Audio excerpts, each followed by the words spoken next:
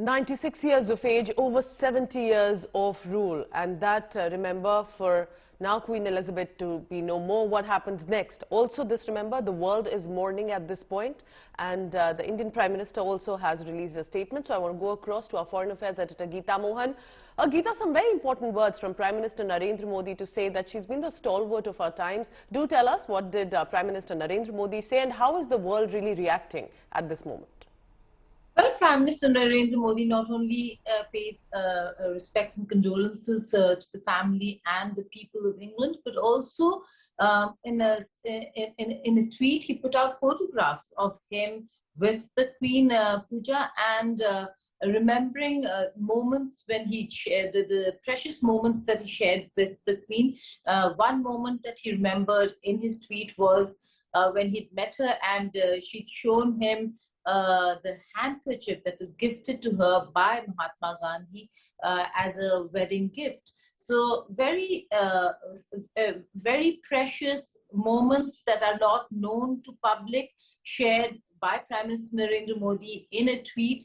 And similarly, it's not just the Indian Premier, but also leaders across the world who've been sharing their experiences with the Queen through tweets in their messages of condolences, where they have been talking about how she's lived with grace, which is absolutely true. To live more than 70 years as the Queen, reigning and ruling England, and seeing the shift and the change that she saw from Commonwealth to democracy, the Cold War era changes, so many countries becoming independent under her. The idea that Commonwealth may no longer exist but did exist, to carry out her duties as nominal head after the rule, after the monarchy was completely over, yes, in terms of controlling and ruling the country, but yet creating that balance where she did administer oaths to so many prime ministers. Liz Truss was just the 15th.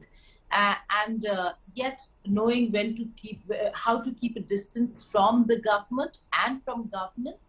So a moral compass in many ways than one for the country. Yes. A very rare feat for somebody to be at her position for so many years, 7 decades, Pooja, and yet not really get into any kind of controversy. And to be so loved and respected, I think that across the world for her speech. Absolutely. Stay on with me, Geeta, because I want to go across to London now, where there will be, of course, preparations made. It's going to be a 10-day long mourning period. Lavina Tandon joins me.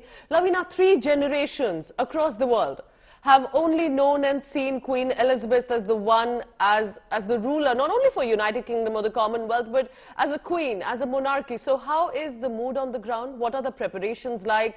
How are the reactions coming in? And for the people of United Kingdom specifically, what does this moment mean to them?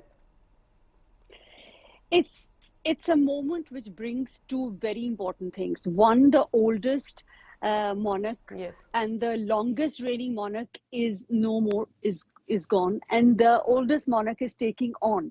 So while there are preparations for her funeral happening, the 10-day long services that will happen, and the transit of her coffin from Balmoral. I'm on the way to Balmoral right now, and I'm talking from the way here. The preparations are going on to take her on day 2. So today is day 1, and then tomorrow her coffin will be taken to Holyrood in Edinburgh. So that is one part of the preparation. And at Edinburgh, there will be a service that will be held on the Mile. And then on day 4, that is on Monday, her coffin will be taken to London. So that's one part of the journey. The other thing which today is important for is that the accession of King Charles III. Now that's the first decision that Prince Charles, who has now become the king, has taken. He's going to take on the name King Charles III.